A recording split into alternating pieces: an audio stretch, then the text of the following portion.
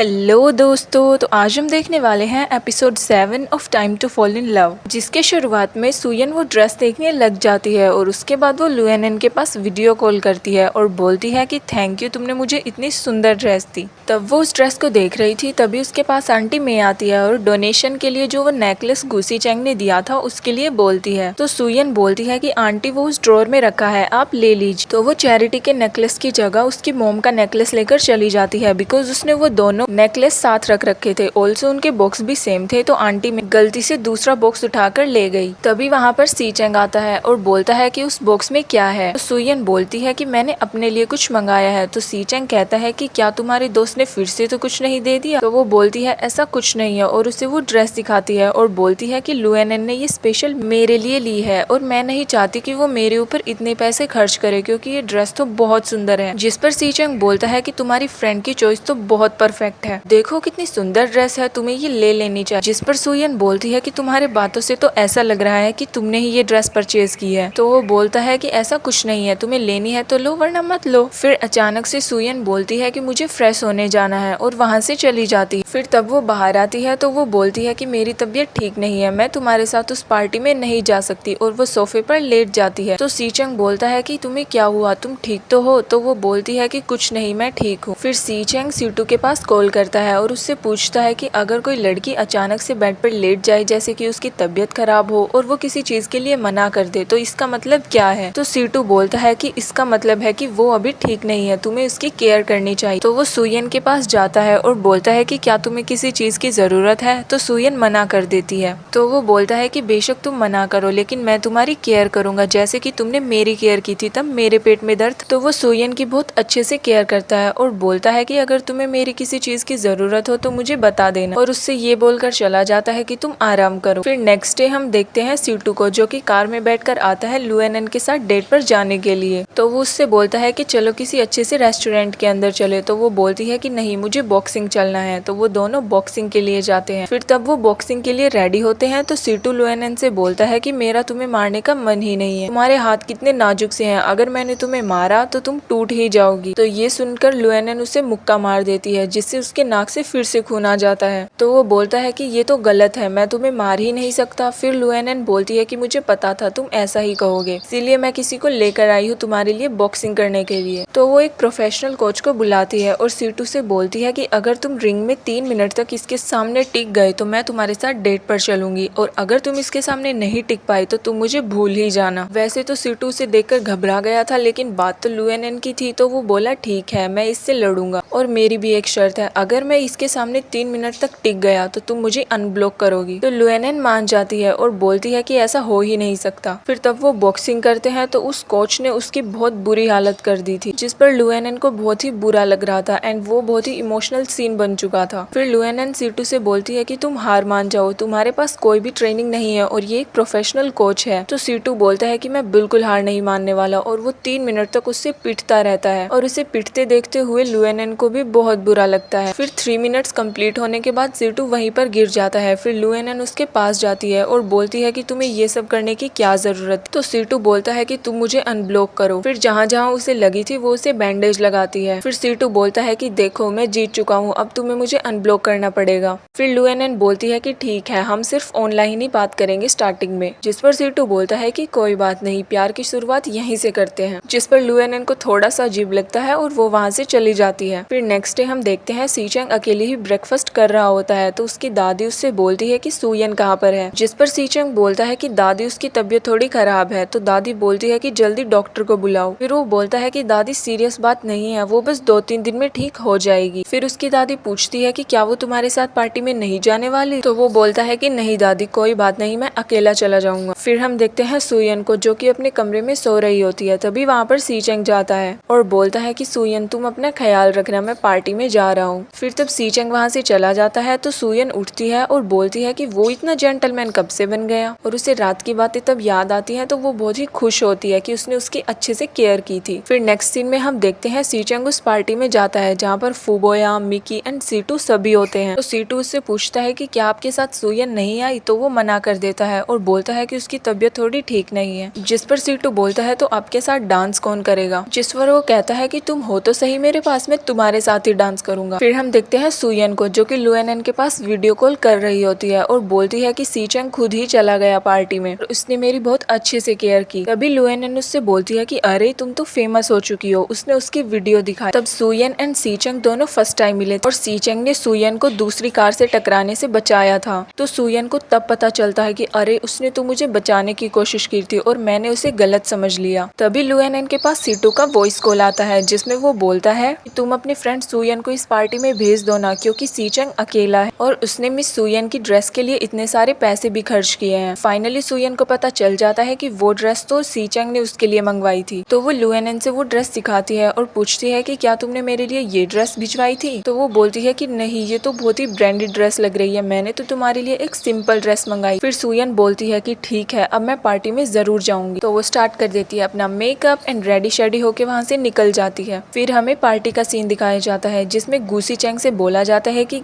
आप अपनी पार्टनर के साथ डांस कीजिए। तो वो मिकी के साथ डांस करने ही वाला था, वहाँ पर फूबॉय आ गया और उसने मिकी से डांस के लिए पूछ लिया। तो मिकी उसके साथ चली गई। फिर गुसी चैंग ने बोला कि मैं डांस नहीं करूंगा क्योंकि मेरी तभी एंट्री होती है हमारी सुयन की और वो बोलती है कि मैं आ गई। एंड सी चैंग हो चुका था बिल्कुल ही शॉक्ड एंड सरप्राइज। तो वो उससे बोलता है कि तुम्हारी तो तबीयत खराब थी। तो सुयन कहती है कि क्या तुम्हें डांस नहीं करना। तो सुयन एंड सी चैंग दोनों डांस करने लग जाते हैं। तभी हमें दिखाई जाती है एक न्यू कैरेक्टर, जो कि उसी पार्टी में ही आ रही थी और उसने वही नेकलेस पहन लिया जो कि सुयन की मोम का था। और हमें आगे जाके पता चलने वाला है कि वो लड़की कौन है। एंड डांस के बाद वहाँ पर सभी प्रोडक्ट्स को दिखाया जाता है जो कि सभी लोगों ने डोनेट किए हैं। एंड फिर आता है वो नेकलेस जो कि गुसी चैंग ने वहाँ पर डोनेट किया है और उस नेकलेस को देखकर सुयन बिल्कुल ही शॉक्ड हो चुकी थी और वो अपनी सीट से खड़ी हो गई। फिर गुसी चैंग उससे पूछता है कि क्या तुम ठीक हो। तो सुयन उसे बताती है कि ये मेरी मोम का नेकलेस है जो कि मेरी दादी ने उनसे दिया था, मुझे ये नेकलेस वापस चाहिए। तो सी चैंग बोलता है कि कोई बात नहीं, हम इसे खरीद लेंगे। तो ये सभी बातें फूबोया भी सुन लेता है। फिर सी चैंग मन मन में सोचता है कि ये तुम ही हो ना। फिर हमें दिखाया जाता है एक फ्लैशबैक, जिसके अंदर एक लड़की ने वही नेकलेस पहन रखा था। ऑल्सो वो लड़की और सी चैंग दोनों बहुत अच्छे फ्रेंड भी थे। हमें आगे चलकर पता चलेगा कि वो लड़की कौन थी और उस नेकलेस का गुसी चैंग से क्या लेना देना है। एंड तभी एंट्री होती है हमारी उस न्यू कैरेक्टर की और हमें पता चलता है कि वो फॉरेन से आई हुई एक नई डिजाइनर है, मिस नानगोन। फिर वो स्पीच देती है और बताती है कि वो चैरिटी बैंक की ऑर्गेनाइजर है। ऑल्सो जो वो नेकलेस है वो उनके चाइल्डहुड बेस्ट फ्रेंड मिस्टर गू ने उन्हें गिफ्ट किया था और वो लड़की कोई और नहीं बल्कि नानगोन ही थी। फिर फूबोया एंड गुसी चैंग दोनों उस नेकलेस के लिए बिड रेस करने लग जाते हैं। तो सुयन फूबोया से बोलती है कि देखो वो नेकलेस मेरा है, क्या तुम वो नेकलेस हम लेने दोगे प्लीज। जिस पर फूबोया बोलता है कि कोई बात नहीं, वो नेकलेस मैं खरीद कर तुम्हें दे दूंगा एज अ गिफ्ट। तो सी चैंग उसका लास्ट प्राइस लगाता है 1.8 मिलियन युआन। एंड फाइनली वो नेकलेस सी चैंग को ही सोल्ड हो जाता है। फिर तब सी चैंग स्टेज पर जाता है तो नानगुन उससे बात करने की कोशिश करती है और उससे हैंडशेक करने की भी कोशिश करती है, लेकिन वो उसे साफ इग्नोर कर देता है और उससे बोलता है ये नेकलेस मैंने अपने किसी स्पेशल पर्सन के लिए खरीदा है और ये नेकलेस मैं उसे ही देना चाहूंगा। फिर वो सुयन का नाम लेता है और उसे स्टेज पर बुलाता है। तो सुयन वहाँ पर बिल्कुल ही फ्रीज होकर बैठी थी और वो खड़े होने का नाम ही नहीं ले रही। फिर सीटू उसे पीछे से पुश करता है और उसे खड़ा कर देता है। फिर वो स्टेज पर जाती है। फिर सी चैंग नानगुन से वो नेकलेस उतार लेता है, जिस पर नानगुन को बहुत ही बुरा लगता है और हमें एक फ्लैशबैक भी दिखाया जाता है, जिसमें फोटोशूट के टाइम नानगुन जानबूझकर सी चैंग के पास खड़ी हुई और इससे हमें ये भी पता चलता है कि वो सी चैंग को बहुत पसंद करती है।